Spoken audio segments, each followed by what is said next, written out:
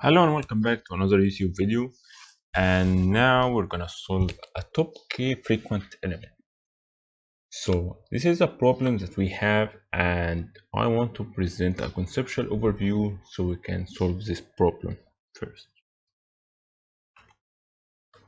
Alright, so top k frequent elements, conceptually part. So this is our problem. We're given an integer array called nums and integer k, and we want to return the k most frequent element. We may return the answer in any order. Right, so we have given an example, which is we have this input 3 ones, number 2 and a single 3, and we want to return two most frequent elements. So what's the most frequent element in this part? We have 3 of ones and 2 of twos and single 3, so we need to return the 1 and the 2. So that's basically the problem. We have constraints, which is kind of useless anyway. You can read it if you want, but there must be an answer, and the answer is unique. Alright, so we have limit with time complexity, which should be run in time less than O of n log n. So let's try and figure it out. So what do we have as an input? We are given array of integer and length of output written in character key. Anyway, so in order to tackle the problem, we need to figure out how can we solve the problem in some steps. So we need to have an array of count k from the input we are given, and that represents the most frequent elements. Right, so in order to find the most frequent element, we need to somehow calculate the count of numbers we have. So every time we find the number that is being repeated, then that means we need to kind of increment the count by 1. So that's the first step. We need to figure out how can we do or implement this approach. For the second step, we need to take the most repeated numbers and we do something with it, and this something is gonna supposedly help us find the output. And once we take the most repeated numbers, we add them to the array of the size k that should be returned at the end of our problem.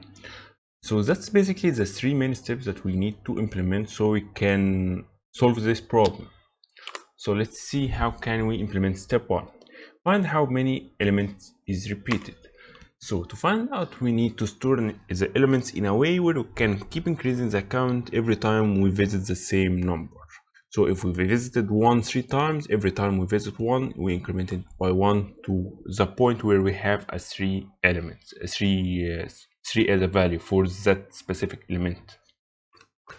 So map is a good example with the key as the number, because the key is kind of unique. So for this case, we have these 3 ones, and we have the key as 1, and the count is 3. And for the 2, we have count of 2, and 3 we have count of 1. Until we reach to the point where we don't have any unique number or some unvisited number. So that's for step 1. What about step 2? We need to take the most repeated numbers. So we're given this map, and we need to take the most repeated number. So how can we implement this? In order to take the most repeated number, map is the best option to find a lot of numbers through fast operation, because you basically, the main feature of map is its lookup time, and the lookup time is basically given for a single key. You kind of need to iterate through the map to find more logical stuff. But if you have the key, you have a very fast time complexity of big O1. So basically, when we're dealing with a lot of numbers, the map isn't really gonna be the best option unless you just search for single numbers and you know the key. So we need to convert the map into another data structure whose responsibility is to find the most frequent element. Alright, so we're given this is the previous map. I have an additional additional number just for illustration purposes.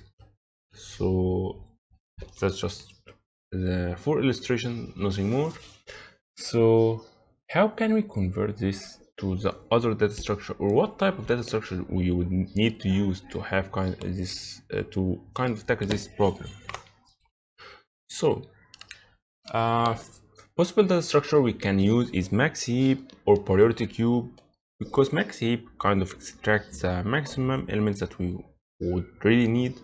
In our case, it's the most frequent element, which is the count. So basically, the bigger the count, the maximum that every time we're gonna pull it from this max heap, we're gonna pull the next most frequent element. So that's a really nice approach to have.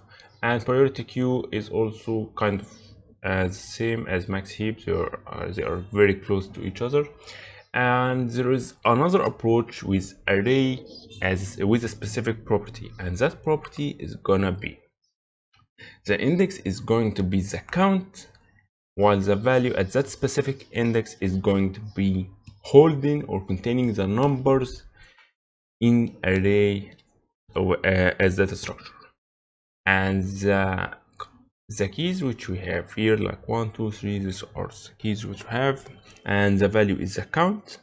So what we're gonna do is just convert it into this approach. The index is the count and the value is the key. So for now we have what we have at count 0. We don't have count 0 at this array, so we just ignore it.